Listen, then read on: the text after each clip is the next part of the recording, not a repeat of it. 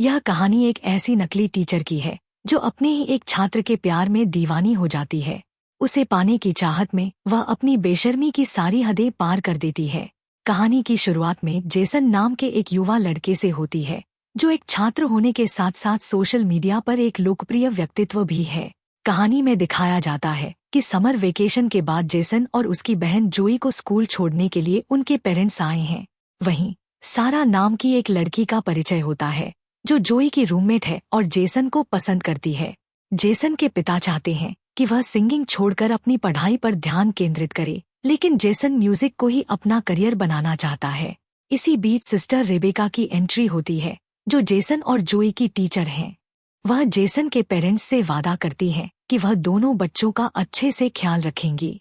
इसके बाद sister Rebecca school की नई टीचर सिस्टर सोफिया से मिलती हैं, जिसका आज स्कूल में पहला दिन है। रेबेका सोफिया को स्कूल के नियम कायदे समझाते हुए बताती हैं कि यहाँ टीचर्स के लिए प्रोटोकॉल है कि वे बिना मेकअप के स्कूल आएं। यह सुनकर सिस्टर सोफिया अपनी लिपस्टिक मिटाने लगती हैं। इसके बाद सिस्टर रेबेका सोफिया को पूरे स्कूल का दौरा कराती हैं। दौरान उनकी मुलाकात जेसन से होती है। सिस्टर रेबेका जेसन को उसकी नई टीचर सिस्टर सोफिया से मिलवाती हैं, लेकिन सिस्टर सोफिया नोटिस करती है कि जेसन कुछ परेशान लग रहा है। इस पर सिस्टर रेबेका बताती हैं कि जेसन ने नशे की हालत में अपने पिता की कार का एक्सीडेंट कर दिया था और तभी से उसके पिता उससे नाराज हैं। साथ ही रेबेका यह भी बताती हैं कि जेसन एक स्टूडेंट होने के साथ साथ एक सोशल मीडिया पर्सनालिटी भी है। जैसे ही सिस्टर सोफिया अपने कमरे में पहुंचती हैं, वह लैपटॉप पर जेसन की प्रोफाइल देखने लगती हैं और उसकी ओर आकर्षित हो जाती हैं। सोफिया लैपटॉप स्क्रीन पर जेसन की तस्वीर को किस करती हैं, जिससे यह साफ होता है कि वह जेसन को पहले से जानती हैं। अगले दिन सोफिया अपनी पहली क्लास लेने जाती हैं और सभी छात्रों को अपना परिचय देती हैं। क्लास के दौरान वह जेसन और सारा को आपस में बात करते हुए देखती हैं और सारा को आगे की सीट पर बैठा देती हैं। यह देखकर सारा नाराज हो जाती है, लेकिन जेसन की बहन जोई को यह व्यवहार अजीब लगता है क्योंकि कैथोलिक स्कूल में टीचर्स आमतौर पर ऐसा रूखा रवैया नहीं अपनाते। जब सोफिया क्लास शुरू करने के लिए अपनी किताब खोलती हैं, तो जोई उन्हें याद दिलाती है कि क्लास शुरू होने से पहले सभी को प्रेयर करनी होती है। इस पर सोफिया खुद प्रेयर करने के बजाय जोई से प्रेयर करने के लिए कहती हैं। जोई प्रेयर शुरू करती है और सभी छात्र उसके साथ प्रेयर में शामिल हो जाते हैं। प्रेयर के दौरान जोई नोटिस करती है कि सोफिया प्रेयर नहीं कर रही हैं।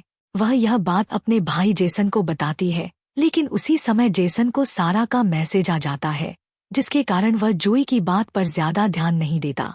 स्कूल खत्म होने के बाद सोफिया जेसन से बात करती है और पूछती है, क्या सारा तुम्हारी गर्लफ्रेंड है?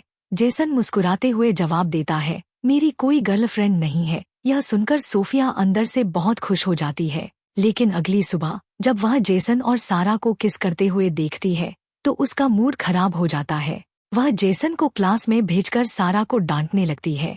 सारा जवाब में कहती है, तुम मुझे नहीं जानती, मैं उस आदमी की बेटी हूँ जो इस स्कूल को फंड करता है। लेकिन सोफिया पर इसका कोई असर नहीं होता। वह सारा को सख्त लहजे में जेसन से दूर रहने की चेतावनी देती है। क्लास खत्म होने के बाद सोफिया जेसन को रोकती है और पूछती है, तुमने कहा था कि तुम्हारी कोई गर्लफ्रेंड नहीं है, फिर सारा के साथ ऐसा क्यों कर रहे थे? जेसन के पास इसका कोई जवाब नहीं होता।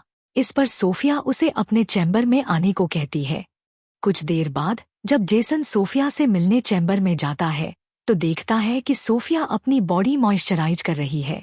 दरअसल सोफिया ने जानबूझकर अपने कमरे का दरवाजा खुला रखा था ताकि जेसन उसे इस स्थिति में देखकर उसकी ओर आकर्षित हो जाए। घर पर जेसन अपने डैड से बात करता है और कहता है कि वह स्कूल से 1 साल की छुट्टी लेकर अपने पैशन सिंगिंग पर काम करना चाहता है, लेकिन उसके डैड चाहते हैं कि वह पढ़ाई पर ध्यान दे। इस बात को लेकर दोनों के बीच बहस हो जाती है और नाराज होकर जेसन घर से बाहर चला जाता है। बाहर वह अकेले ही गाना गा रहा होता है।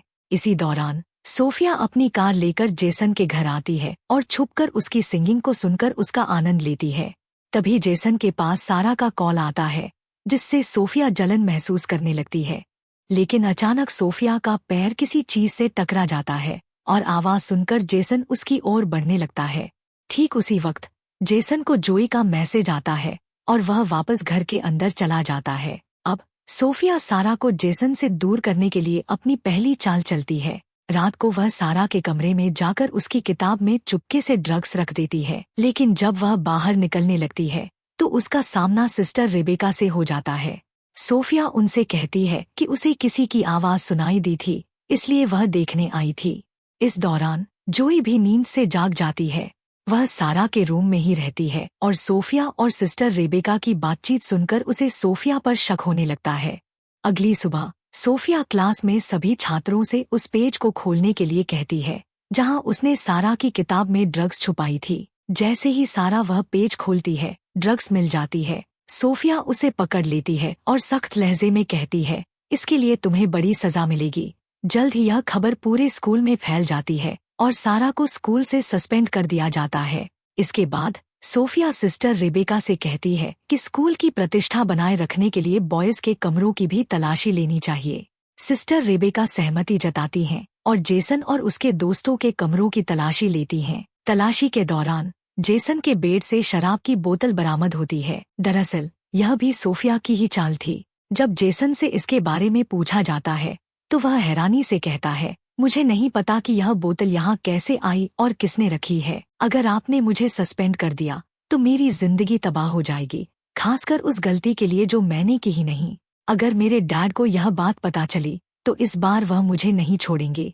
जेसन की बात सुनकर सोफिया एक सुझाव देती है। वह कहती है कि जेसन को सस्पेंड करने के बजाय उसकी सजा यह होगी कि वह 1 हफ्ते तक स्कूल के वे सारे काम करेगा जो आमतौर पर सिस्टर्स करती हैं। जेसन अपने भविष्य को बचाने के लिए इस सजा को मानने के लिए तैयार हो जाता है। इसके बाद कहानी फ्लैशबैक में जाती है जहां दिखाया जाता है कि सोफिया ने पहली बार सोशल मीडिया पर जेसन को देखा। उसकी आवाज और गानों से प्रभावित होकर वह उसकी दीवानी बन गई। जेसन से मिलने की सनक में उसने सिस्टर सोफिया नाम की एक नन, जो उसी स्कूल में ट्रांसफर होने वाली थी, का मर्डर कर दिया और उसके दस्तावेज बदलकर उसकी पहचान चुरा ली। इस तरह वह सिस्टर सोफिया बनकर स्कूल में दाखिल हो गई। कहानी वापस वर्तमान में आती है जहां जेसन स्कूल के कामों में व्यस्त है और पौधे लगा रहा है। इस दौरान सोफिया वहां पहुंचती है और मदद करने के बहाने उसे बहकाने की कोशिश करती है। वहीं जोई दूर से यह सब देख रही होती है और उसे सोफिया पर और भी शक होने लगता है। अगले सीन में सोफिया अपनी सारी धार्मिक सीमाओं को तोड़ते हुए रात को जेसन के कमरे में घुस जाती है। अंदर पहुंचकर वह अपना मोबाइल छुपाकर रिकॉर्डिंग चालू कर देती है और फिर अपने गले से नेकलेस उतारती है। इस बीच जेसन की नींद खुल जाती है और वह सोफिया को अपने कमरे में देखकर चौंक जाता है। जेसन को यह सब बेहद अजीब और गलत लगता है, लेकिन सोफिया उसे अपनी बातों और अदाओं से बहकाने की कोशिश करती है। वह जेसन के करीब आती है और उसे किस करती है। जेसन को यह सब पाप लग रहा होता है और वह इसे रोकने की कोशिश करता है, लेकिन सोफिया के बार बार मनाने पर वह उसकी बातों में आ जाता है। अंततः दोनों एक दूसरे के बेहद करीब आ जाते हैं और उनके बीच एक अंतरंग संबंध बनता है। अगले सीन में जेसन को अपनी गलती का गहरा पछतावा होता है और वह चर्च जाकर फादर के सामने अपने पापों का कन्फेशन करना चाहता है। जैसे ही वह फादर से माफी मांगने लगता है, वह यह देखकर चौंक जाता है कि फादर की जगह वहां सोफिया है। सोफिया तुरंत उसके पास आकर उसकी गोद में बैठ जाती है और उसे किस करने लगती है। जेसन हक्का बक्का रह जाता है, लेकिन सोफिया उसे फिर से अपनी अदाओं से बहकाने में कामयाब हो जाती है। दोनों एक बार फिर चर्च में इंटीमेट हो जाते हैं। इस घटना के बाद 1 हफ्ता गुजर जाता है। जेसन अपने घर लौट आता है जहां उसे सारा का मैसेज मिलता है जिसमें वह उसे रात की पार्टी में आने का न्योता देती है। उधर सोफिया स्कूल से बाहर निकलने की तैयारी कर रही होती है। इसी दौरान वह सिस्टर रेबेका को एक अन्य स्कूल के फादर के साथ असली सोफिया के बारे में बात करते हुए सुन लेती है। बातचीत से उसे पता चलता है कि वह फादर असली सिस्टर सोफिया को पहले से जानते थे। यह सुनकर सोफिया घबरा जाती है और तुरंत अपनी कार की ओर बढ़ने लगती है। उसे भागते हुए देखकर सिस्टर रेबेका पूछती है, तुम कहाँ जा रही हो? इस पर सोफिया तुरंत अपनी आंटी की मेडिकल इमरजेंसी का बहाना बनाती है और वहाँ से निकल जाती है। उसी रात जेसन अपने डैड से कहता है कि वह सारा के घर पार्टी में इनवाइटेड है, लेकिन उसके डैड उसे जाने से मना कर देते हैं। इस पर दोनों के बीच एक तीखी बहस होती है। आखिरकार जेसन अपने डैड की परमिशन के बिना ही सारा के घर जाने का फैसला करता है और सोफिया भी चुपके से उसे फॉलो करते हुए उसके पीछे चलने लगती है। जेसन सारा के घर पहुंचकर काफी शराब पीता है और फिर सारा उसे एक कमरे में ले जाती है जहां दोनों एक दूसरे को किस करने लगते हैं। लेकिन इसी दौरान जेसन को सोफिया के साथ बिताए गए इंटीमेट मोमेंट्स याद आने लगते हैं। वह घबराकर एक बियर की बोतल लेकर वहां से निकलने की कोशिश करता है, लेकिन तभी पुलिस उसे खुलेआम बियर की बोतल के साथ पकड़ लेती है। इस बीच जेसन की मां अपने पति को समझाने की कोशिश करती है कि उन्हें जेसन को उसके पैशन को पूरा करने के लिए 1 साल का समय देना चाहिए। इस पर जेसन के डैड मान जाते हैं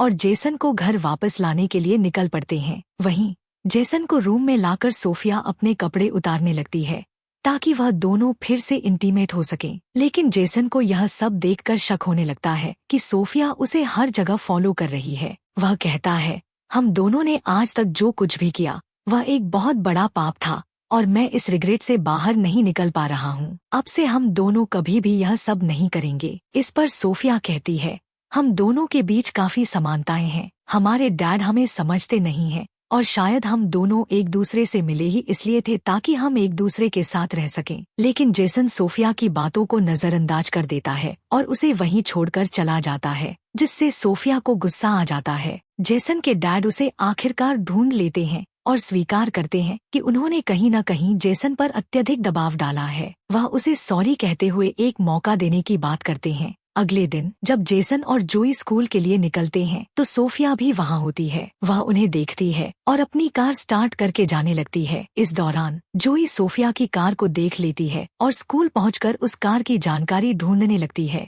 वह ऑनलाइन नंबर चेक करती है और पता चलता है कि कार सोफिया के नाम पर रजिस्टर्ड है। इस जानकारी से जोई को यकीन हो जाता है कि वह सोफिया ही थी जो उनके घर के बाहर ठहरी थी। इस बीच जेसन जब अपने कमरे में जाता है तो उसे सोफिया बेहोश पड़ी मिलती है। वह घबराकर उसे होश में लाने के लिए माउथ टू माउथ ऑक्सीजन देने की कोशिश करता है, लेकिन फिर उसे समझ आता है कि सोफिया नाटक कर रही है। जेसन गुस्से में कहता है, मैं इस बारे में फादर को रिपोर्ट करूंगा। लेकिन सोफिया बिना घबराए जवाब देती है, अगर तुमने रिपोर्ट किया तो मैं सबको बता दूंगी कि तुम एक स्टूडेंट होते हुए किस तरह एक टीचर के साथ बेशर्मी की सारी हदें पार कर चुके हो। जेसन अब पूरी तरह से समझ जाता है कि वह बुरी तरह फंस चुका है। तभी उसे जोई का फोन आता है जिसमें वह सोफिया की कार के बारे में बताती है। जेसन उसे सख्ती से कहता है कि वह इस बारे में किसी को भी न बताए। क्लास में प्रेयर के बाद सिस्टर रेबिका सारा को वापस स्कूल में दाखिल कर देती है, जिससे सोफिया को बहुत गुस्सा आता है।